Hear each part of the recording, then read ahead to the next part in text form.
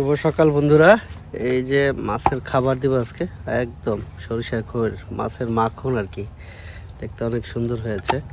সাথে আছে আয়াত, আমাকে সকল কাজে সহযোগিতা করে। আজকে অনেকদিন পরে খোল দিচ্ছি, মাছের পরিচর্যা করার চেষ্টা করতেছি। মাছ চাষ কখনোই আমার জন্য ভাগ্যের বা রাশি ছিল না, গ্রামে রাশি বলে আর কি, ভাগ্য। কখনো আমার মানে রাশি ভালো ছিল না। যতবারই মাছ ছেড়েছি মাছ ভালো হয়নি বা পুকুর থেকে চলে গেছে। এই বাড়ির পিছনে, আমাদের বাড়ির পিছনে ছোট্ট একটা পুকুর আছে, তো এখানে যতবারই আমি মাছ ছেড়েছি মাছ ওভাবে হয়নি বা চলে গেছে, পুকুর ভরে মাছ চলে গেছে। এরপরে পুকুর লিজ দিয়ে দিছি, তারাও নাকি ভালো মাছ করতে পারে না, মাছ হয় না, তারাও লিজ নিতে চাচ্ছিল না। আমার ছোটো ভাই রনি, ওরা আবার মাছের রাশি খুব ভালো, ছোটোবেলা থেকেই প্রচুর মাছ ধরতো, তো অনেক মাছ ধরে আমাদেরকে খাইয়েছে। এখনও দেখি ঢাকা থেকে আসলে বন্ধুদের নিয়ে বসে নিয়ে রাত জেগে মাছ ধরে, সকালবেলা মাছ নিয়ে আসে। তোর আমি বললাম এই মাছটা পুকুরে আমি মাছ ছাড়বো, তুই সাথে থাকবি। তো বললো মাছ চাষে অনেক পরিচর্যার ব্যাপার আছে, এগুলো আমি করবো কীভাবে, তুই ছাড়। আমি বললাম না, তুই আমার শুধু সাথে থাক, আমি জানি যে মাছের রাশি অনেক ভালো। আমি বললাম তুই আমাদের একটু সাথে থাক, ঠিক আছে, তাতেই হবে। পরে ওরে সাথে নিয়ে মাছ ছাড়লাম, বেশ অনেক পদের মাছ ছাড়লাম, ঠিক আছে। পাঙ্গাস আছে, তেলাপিয়া আছে, এরপরে পুঁটি আছে, কাতল মাছ ছাড়ছি কিছুদিন আগে, শোল মাছ আছে, শিং মাছও ছেড়েছি, সব পদের মাছ ছেড়েছি আর কি। সব মাছই আছে। তেলাপিয়াগুলো বেশ বড় হয়েছে, অন্যান্য মাছও আছে, একটা মাছও মরেনি। এটা হচ্ছে সবচেয়ে ভালো কথা, যে কোনো মাছ মরেনি। এবং সকালবেলা ঘুম থেকে এসে আমি এখানে দাঁড়াই, তাইলে মাছগুলো দেখলে মনটা ভালো হয়ে যায়। তো এই কথাগুলো বললাম যে আমরা আসলে অনেক সময় ভাগ্য বা রাশি বিশ্বাস করি না, কিন্তু সৃষ্টিকর্তা আমাদেরকে বিভিন্নভাবে দেখান যে ভাগ্য রাশি অবশ্যই আছে। ভাগ্য নাকি আমাদের লেখাই থাকে,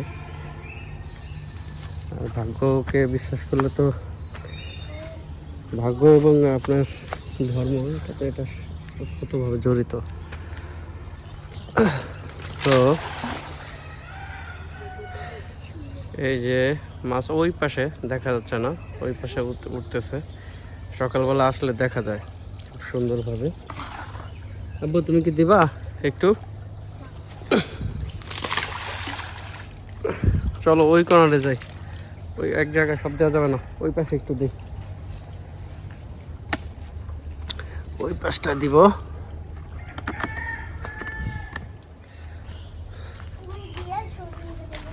তো থাকো, তুমি বসে থাকো।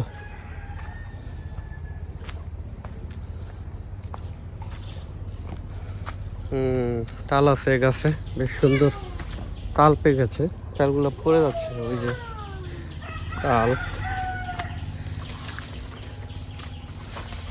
ওই যে তিনটা তাল গাছ আছে, বেশ বড় বড় তাল হয়েছে, পাতা অনেক সুন্দর, পুকুরে পড়ে।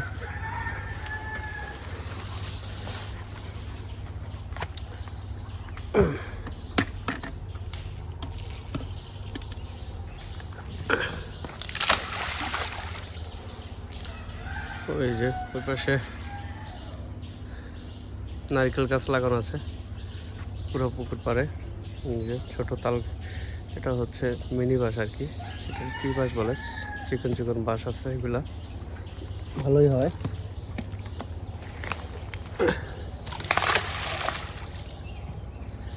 আয়াত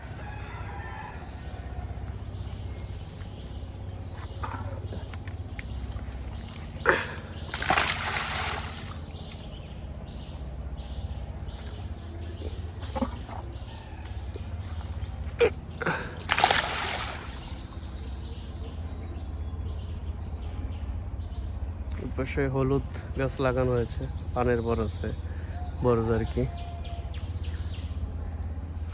পুরোটাই একটা গ্রামীণ পরিবেশ।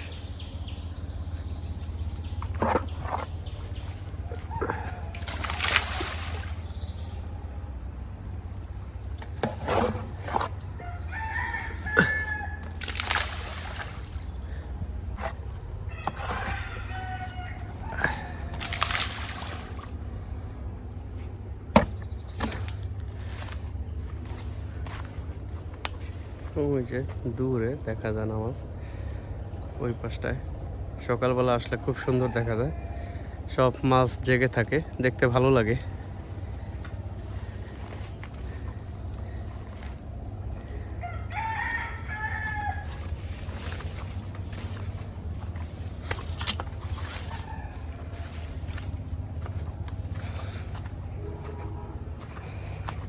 এখানে আসলে দেখা যায় শোল মাছগুলি একটা এক হাতের কাছাকাছি হয়েছে, এক হাতের অত বড় হয়নি, এক হাত থেকে 5 আঙ্গুল 6 আঙ্গুল ছোট এরকম বড় হয়েছে। এটা হচ্ছে এর আগের বার হয়েছিল শোল মাছের বাচ্চা থেকে, এবছর আবার শোল মাছের বাচ্চা দিয়েছে, সেগুলো দেখেছি 1 আঙ্গুল পরিমাণ হয়েছে। তার মানে হচ্ছে মোটামুটি যদি সব মরে না থাকে তাহলেও 200 তো মিনিমাম শোল মাছ আছে। যদি সব কিছু সব বেঁচে যায় তাহলে তো অনেক শোল মাছ হবে আর কি।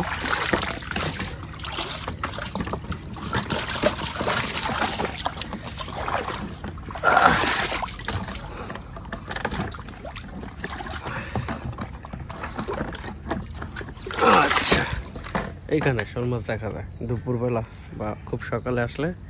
শোল মাছগুলি সাধারণত এরকম নিরিবিলি জায়গায় থাকে, যেখানে মানুষের হাঁটা চলা কম বা লোকজনের সমাগম কম, এখানেই থাকে।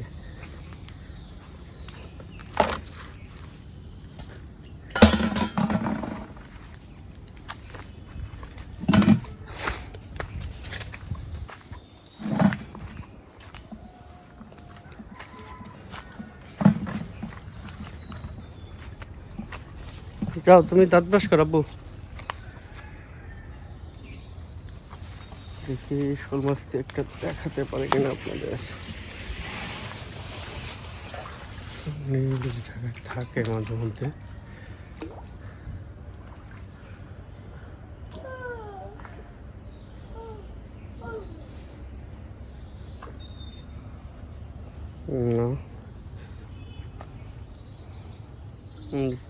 ঘরের রান্নাঘরের থালাবাটি ধোয়ার পাইপটাই পুকুরে এসে পড়েছে। সো এখানেও তেলাপিয়াগুলো দেখা যায়, যখনই পানি পড়ে তখনই তেলাপিয়া মাছগুলো এখানে চলে আসে, খায়, ভালো লাগে দেখতে।